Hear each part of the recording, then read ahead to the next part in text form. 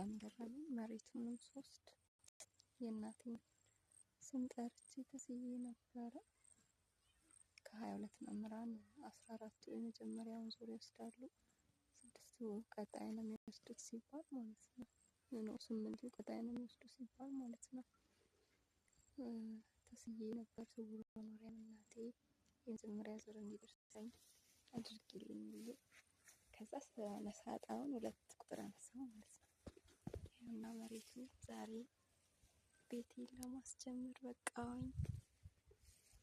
ስውሯ እናቴ ከበሬልኝ። ይህ ለማስታወሻ እንዲሆን የሰራት ያላት ያው 6 በ7 ቤት ጭቃ ያለ ተተክሏል።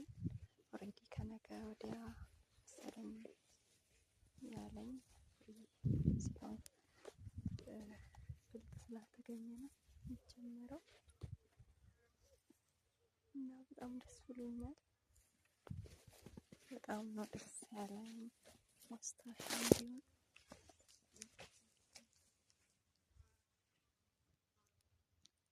እና ጤና ሰታኝ ረጅም እድሜ ሰታኝ ደግሞ ለማስፈጸም እንድታበቃኝ። ከዛ ምርቃቴም ደርሷል። በቃ የፈተናው ጊዜ አልፎ የእናቴ ሐዘን 6 ዓመት ሙሉ ፋሲካ እንደውም ከትናንት ወዲያ በርሚያቻት ነበረ። ቀጣይ ወደ 6 ዓመት ይሞላታልና ያ ሁሉ አልፎ ደግሞ እንደምንም ብዬ በርትቼ ጤናዬን ሰጥቶኝ እናቴ ስውሯ ማርያም ገዳም ሄጄ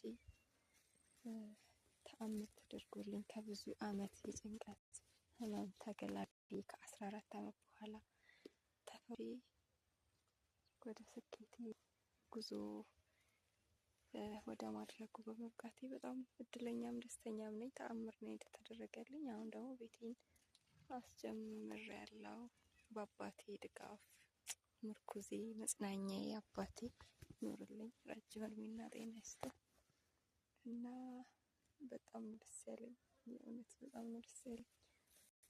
በዚህ ሰዓት እንጃ እንደኔ የተደረገለት እንደኔ የተማረ እንደኔ የተማረ ስል በምህረት የተጎበኘ ማለት ነው እና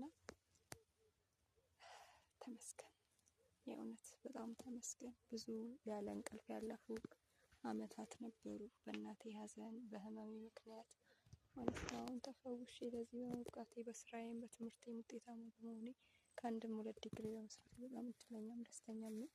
አመሰግናለሁ እናቴ ስውሯ ማርያም።